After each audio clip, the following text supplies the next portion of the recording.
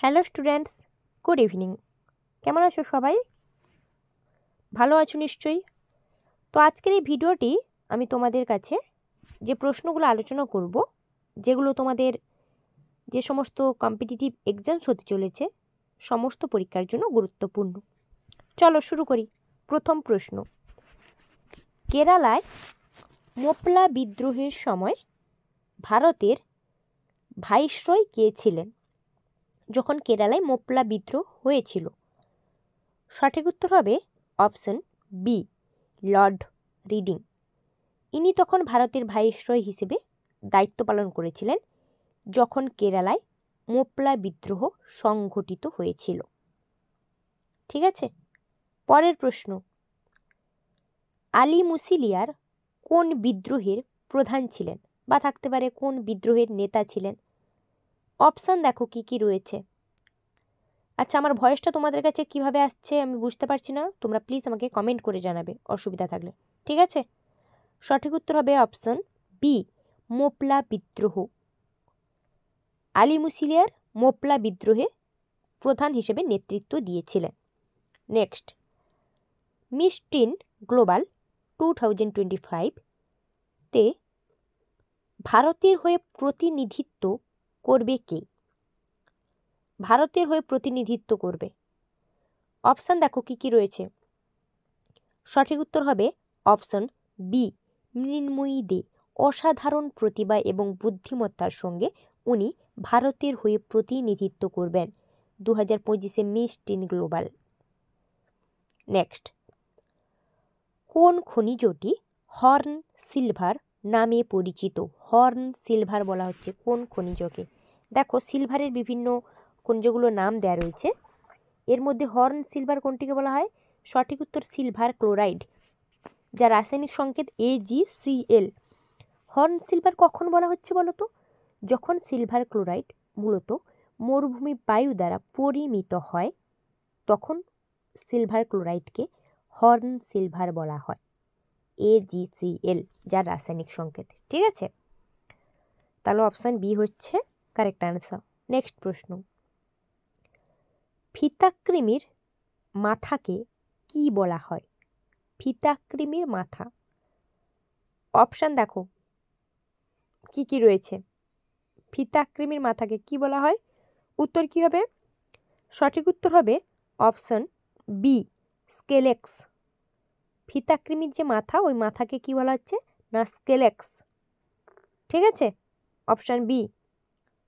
চলো পরের প্রশ্ন, 6 নম্বর প্রশ্ন বলেছে, দুলুং নদী পশ্চিমবঙ্গের কোন জেলা দিয়ে প্রবাহিত হয়েছে? দুলুং নদী কোন জেলা? দেখো, পশ্চিমবঙ্গের বিভিন্ন জেলার নাম দেওয়া রয়েছে অপশানে। সঠিক উত্তর হবে অপশান সি, ঝাড়গ্রাম। ঝাড়গ্রাম জেলার মধ্য দিয়ে দুলুং নদী প্রবাহিত হয়েছে। ঠিক আছে, পরের প্রশ্ন, ভাবা অ্যাটমিক রিসার্চ সেন্টার কোন রাজ্যে অবস্থিত? ভাবা অ্যাটমিক রিসার্চ সেন্টার, অপশান দেখো।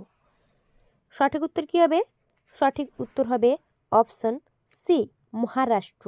মূলত মুম্বাই ট্রম্বে এখানে অবস্থিত, মহারাষ্ট্রের, যেটা হচ্ছে তোমার ভাবা অ্যাটমিক রিসার্চ সেন্টার, যেটা ভারতের প্রধান পারমাণবিক গবেষণা কেন্দ্র হিসেবে বিবেচিত। ঠিক আছে, চলো পরের প্রশ্ন, কোন মোগল সম্রাট দিন-ই-ইলাহি প্রচলন করেন? সঠিক উত্তর কী হবে দেখে নেব। দিন-ই-ইলাহি, সঠিক উত্তর হবে অপশন ডি, মোগল সম্রাট আকবর। উনি সম্ভবত 1852 সালে এই দিন-ই-ইলাহি প্রবর্তন করেছিলেন বা প্রচলন করেছিলেন, যাই বলতে পারো, সম্ভবত 1852 সালে হবে সালটা। পরের প্রশ্ন, কলকাতা মেট্রো রেল পরিষেবা কবে চালু হয়? মেট্রো রেল পরিষেবা, অপশান দেখো কত সালে বা কবে, যাই বলতে পারো। সঠিক উত্তর কী হবে?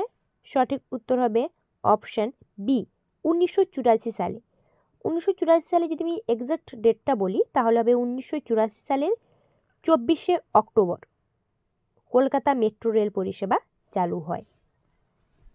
পরের প্রশ্ন, কোন খেলাটির সঙ্গে সিলি পয়েন্ট কথাটি যুক্ত বা সম্পর্কিত? যেভাবে থাকতে পারে প্রশ্ন, যুক্ত থাকতে পারে, সম্পর্কিত থাকতে পারে, একই প্রশ্ন। Seely point. সঠিক উত্তর হবে অপশান বি, ক্রিকেট।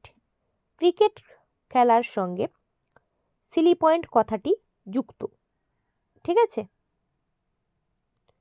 চলো পরের প্রশ্ন যাব। 11 নম্বর কি বলেছে? মহাদেই বন্যপ্রাণী অভয়ারণ্য কোন রাজ্যে অবস্থিত? মহাদেই বন্যপ্রাণী অভয়ারণ্য। সঠিক উত্তর হবে অপশন সি, গোয়া। গোয়ার সম্ভবত ভালকাই গ্রামের কাছে, মানে গোয়া রাজ্যে ভালকাইয়ের কাছে এই মহাদেই বন্যপ্রাণী অভয়ারণ্য অবস্থিত, যেটা আয়তন বলতে গেলে বলতে হবে প্রায় ওই 208 বর্গ কিলোমিটার মতন, মানে 208 বর্গ কিলোমিটার যে অভয়ারণ্যটির আয়তন, মহাদেই বন্যপ্রাণী অভয়ারণ্য।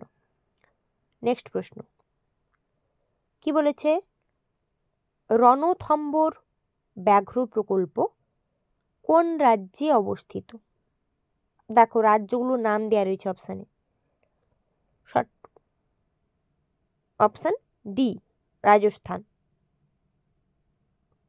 রণথম্বর ব্যাঘ্র প্রকল্প। ঠিক আছে, নেক্সট,